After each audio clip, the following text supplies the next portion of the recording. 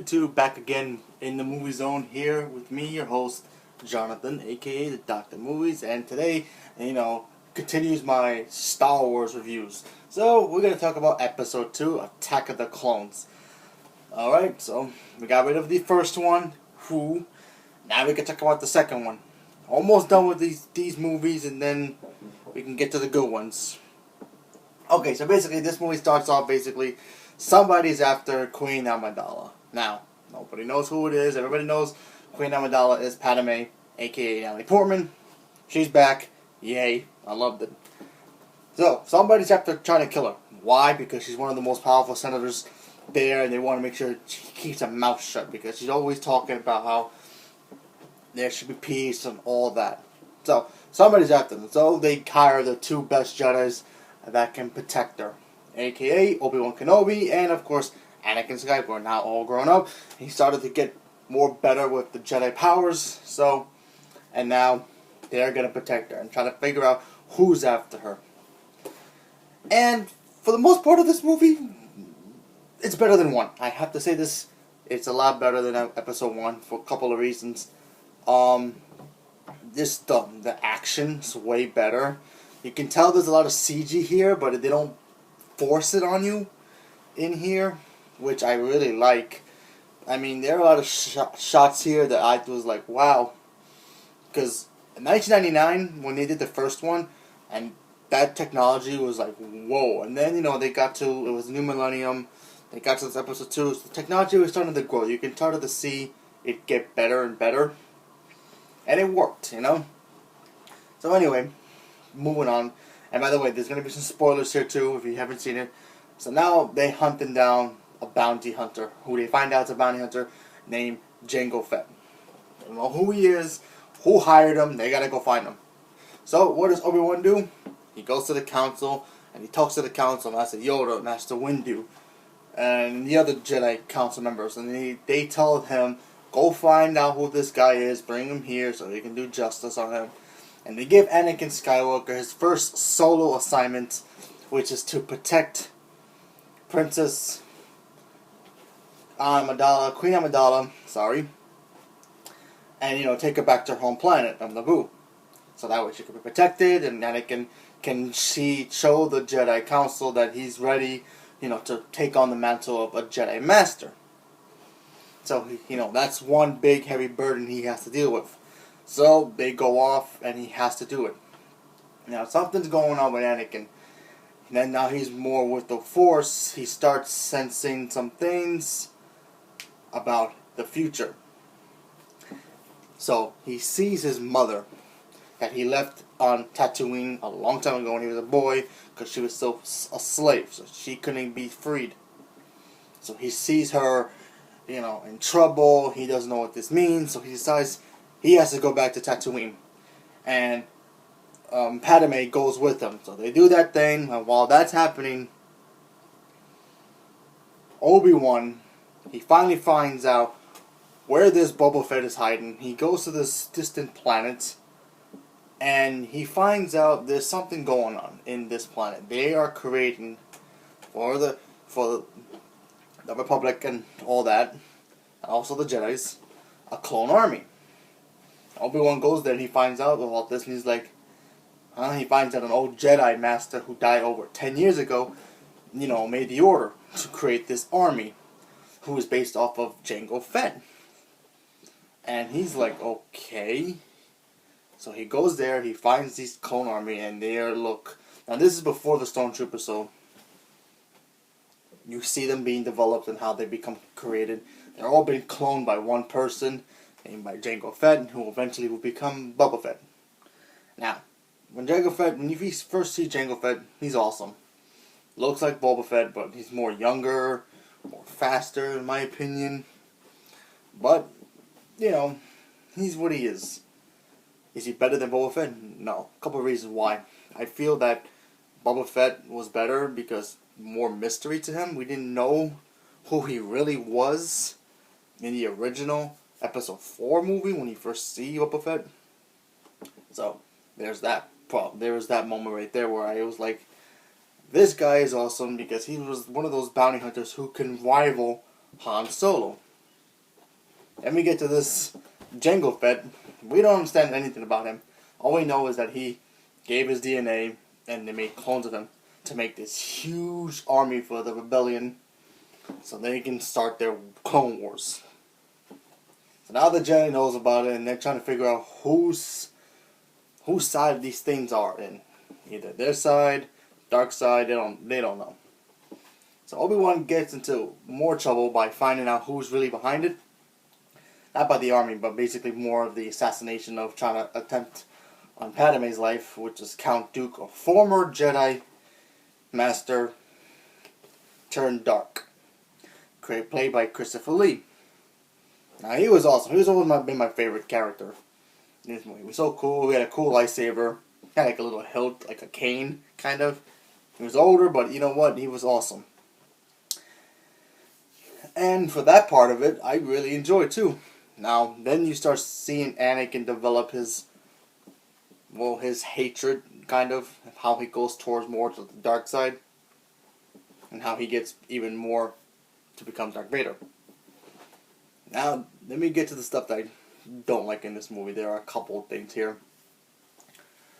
The whole Padme Anakin situation still bothers me. He just mostly stares at her.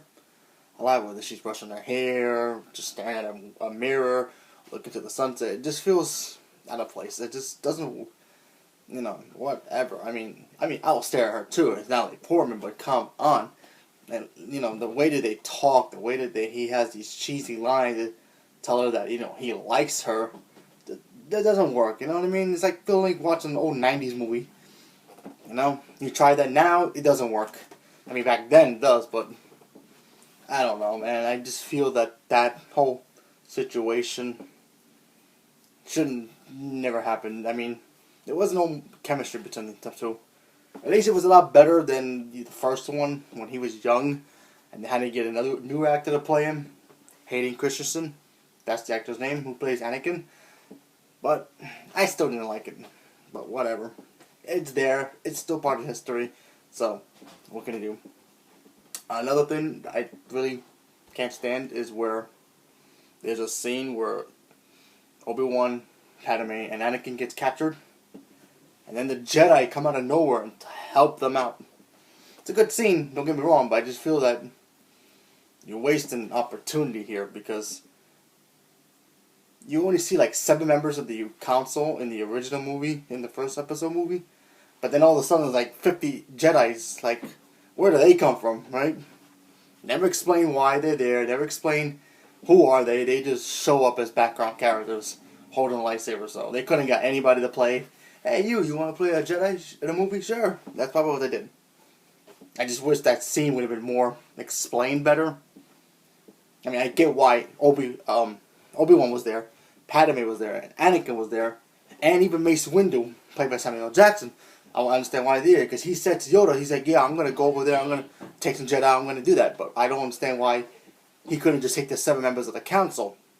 They were all there, you saw them in the first movie, but they get other people that weren't there. Where were they? Were they in the temple? You really don't see them, so they just come out of nowhere. No backstory, no nothing. They're just there.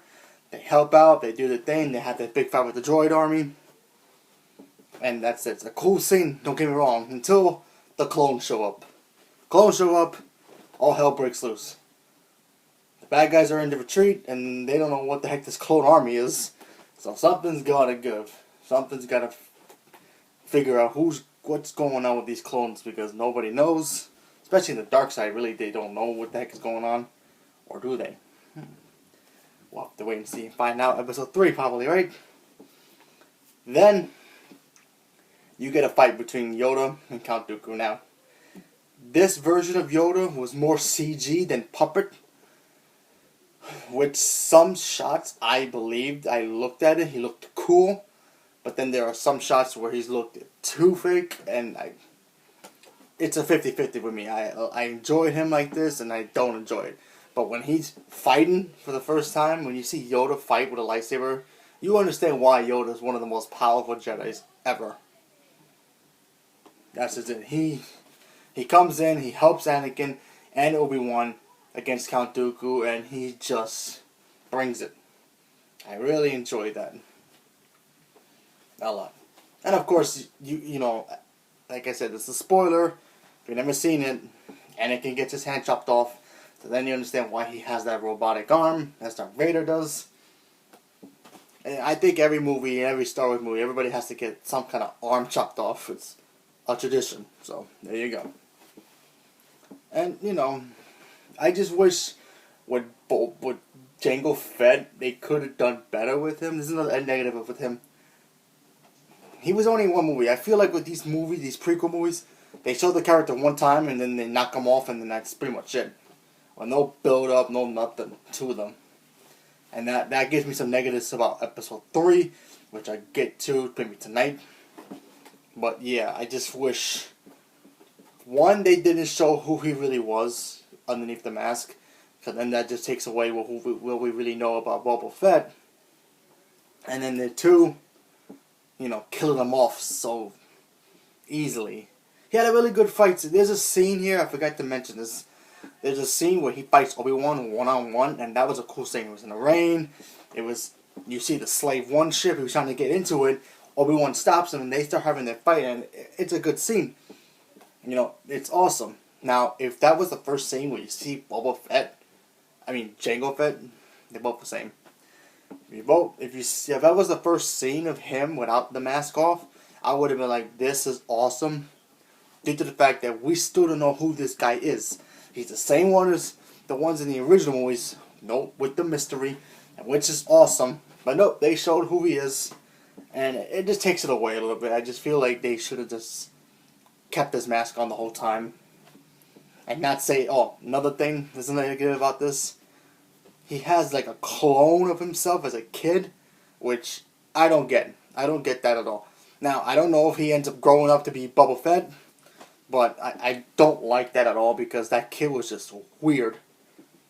He just followed instructions like a book, like everybody else did, because the clones are programmed to to obey orders, to do what they have to do, and to age properly so they can become the right age to become clones. This kid had all that except the aging thing. He followed his dad's orders, and it was just weird. I mean, did he even knew that he was a clone? Did he knew that he's called himself Dad? It's just so weird, but whatever. I guess with that character, I just didn't like him. Then when Boba Fett dies, he gets schooled by Mace Windu, and there you have it with that. So, I mean, waste of opportunity with him. He could have been in episode 3, or he couldn't have escaped, or something. You know, they couldn't have said that he couldn't have escaped, then years later he transforms into Boba Fett, which would have been more better. But no, because that's what I thought when I first saw these movies. I thought, you know what, this guy's going to become Boba Fett, he's going to disappear. I was wrong, I guess, because in these movies,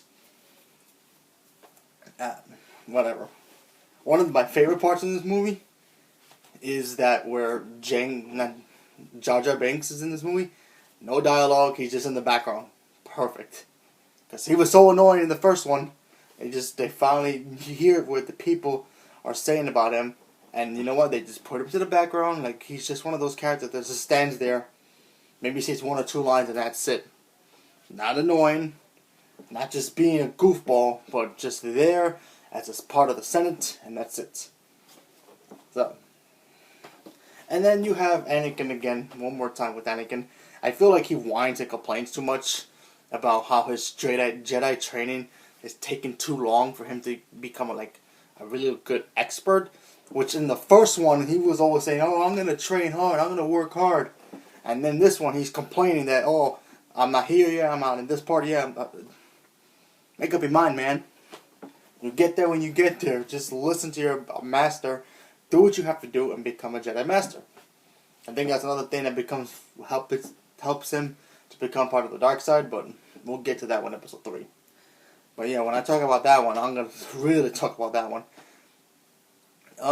What else do I like about the Clone Wars? I mean, if you really want to get into the Clone Wars, I suggest you watch the cartoon, the animated show, because this movie basically starts it, and then the Clone Wars stretches it out in 6 seasons of what's going on during that time before episode 3. So I really enjoyed that. So if you want to really get into Star Wars, I suggest you watch this movie. Because like I said, there are some moments here that are pretty cool, lightsaber fights, and the dialogue is a lot better than the other one.